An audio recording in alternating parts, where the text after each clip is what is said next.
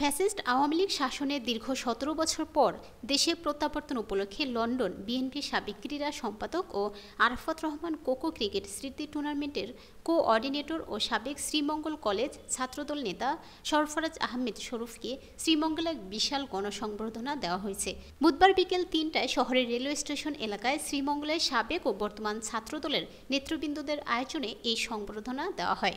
এতে উপজেলা ছাত্রদলের সাবেক সভাপতি নিয়ামুল হকের সভাপতিত্বে ও সাবেক সাধারণ সম্পাদক সৈয়দ সালাউদ্দিনের সঞ্চালনায় আমন্ত্রিত অতিথি হিসেবে উপস্থিত ছিলেন মৌলভীবাজার জেলা যুবদলের সভাপতি সাবেক ছাত্রনেতা জাকির হোসেন উজ্জ্বল, ঢাকা মহানগর উত্তর বিএনপির সহ দপ্তর সম্পাদক ইব্রাহিম খলিল, স্বেচ্ছাসেবক কেন্দ্রীয় কমিটির সদস্য ও আরাফাত রহমান কোকো ক্রিকেট স্মৃতি টুর্নামেন্টের সদস্য মুস্তাফিজুর রহমান মামুন, উপজেলা ছাত্রদলের সাবেক সভাপতি ও লন্ডন বিএনপি নেতা জালালউদ্দিন আহমেদ জিপু, উপজেলা ছাত্রদলের সাবেক আহ্বায়ক উপজেলা বিএনপির আহ্বায়ক কমিটির সদস্য নজরুল ইসলাম জাহান, কলেজ ছাত্রদলের সাবেক সাংগঠনিক সম্পাদক মুজিবুর রহমান তপন, উপজেলা বিএনপির আহ্বায়ক কমিটির যুগ্ম আহ্বায়ক হাফিজুর রহমান তুহিন, সদস্য শেখ জসিমউদ্দিন, পৌর বিএনপির যুগ্ম আহ্বায়ক আব্দুল জব্বার আজাদ, সাবেক ছাত্রদল নেতা দিনকাল প্রতিনিধি রুবেল আহমেদ, মৌলভীবাজার জেলা ছাত্রদলের সভাপতি রুবেল মিয়া সহ নেতৃবৃন্দরা বক্তব্য রাখেন।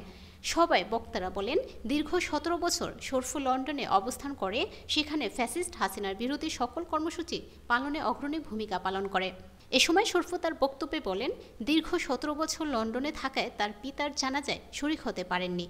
তিনি বলেন, দলের ভারপ্রাপ্ত চেয়ারম্যান বলেছেন আগামী নির্বাচন সবচেয়ে কঠিন নির্বাচন হবে, তাই সবাই সকল গ্রুপিং ভুলে আগামী নির্বাচনে মৌলভীবাজার ৪ আসনে যিনি ধানের শীষ প্রতীক নিয়ে আসবেন তার পক্ষে কাজ করে বিজয় ছিনিয়ে আনতে হবে। বিগত ৩০ বছরে শাসনে আব্দুস শহীদ আওয়ামী লীগ থেকে নির্বাচিত হয়ে কোনো কাজ করেননি, শুধু লুটপাট করেছেন। এখন তিনি জেলে রয়েছেন। এই এলাকার মানুষের ভাগ্যের উন্নয়নে ধানের শীষের প্রার্থীকে বিজয়ী করতে তিনি সবার প্রতি আহ্বান রাখেন। আপনারা নিজেরা দেখেছেন ৫ আগস্টের পরে আমরা কিন্তু গত ১৭-১৮ বছর ১৪ বছর আমি হয়তো দেশের বাইরে ছিলাম, আমার সহযোদ্ধারা যারা আছেন সবাই কিন্তু এখানে জিবু ভাই এসে জেল খেটেছেন। এই নিয়ামুল ভাই নির্যাতিত হয়েছে, শিপু নির্যাতিত হয়েছে, স্বামী নির্যাতিত হয়েছে, সালাউদ্দিন ভাই নির্যাতিত হয়েছে, তপন ভাই ঘরে ঘুমাতে পারে নাই, জাহান ভাই ঘরে ঘুমাতে পারে নাই। কেন?